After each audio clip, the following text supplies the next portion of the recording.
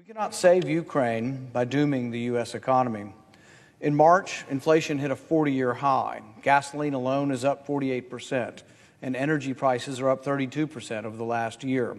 Food prices have increased by nearly 9%. Used vehicle prices are up 35% for the year, and new vehicle prices have increased 12% or more. Yes, inflation doesn't just come out of nowhere. It comes from deficit spending. The United States spent nearly $5 trillion on COVID-19 bailouts, leading to one of the highest and most sustained levels of inflation in U.S. history. Americans are feeling the pain, and Congress seems intent only on adding to that pain by shoveling more money out the door as fast as they can. This bill under consideration would spend $40 billion. This is the second spending bill for Ukraine in 2 months, and this bill is 3 times larger than the first.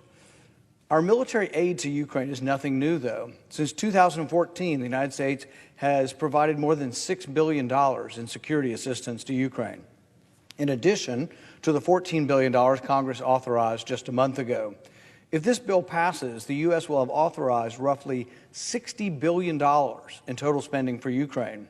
For those who say this is not enough, for those of you in this chamber who say that our military spending is never enough, let's put $60 billion into perspective. According to Elias Youssef, a security assistant at the Stimson Center, Kiev would become the largest yearly recipient of U.S. military aid of the past 2 decades. Except for the top 5 countries, $60 billion is more than every other country in the world spends on their entire military expenditures. If this gift to Ukraine passes, our total aid to Ukraine will almost equal the entire military budget of Russia.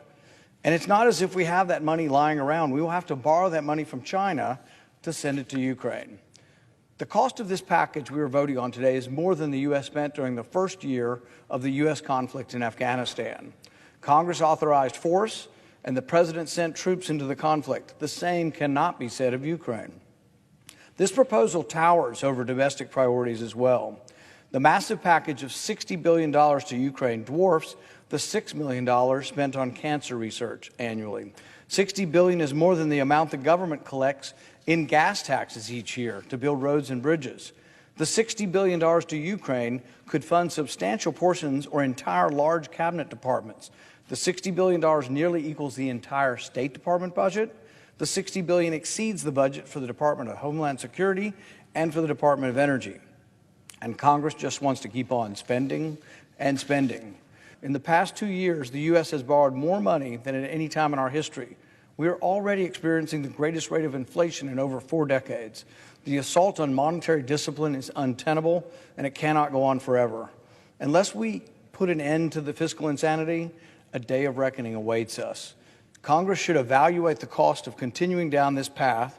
The biggest threat to the United States today is debt and inflation and the destruction of the dollar.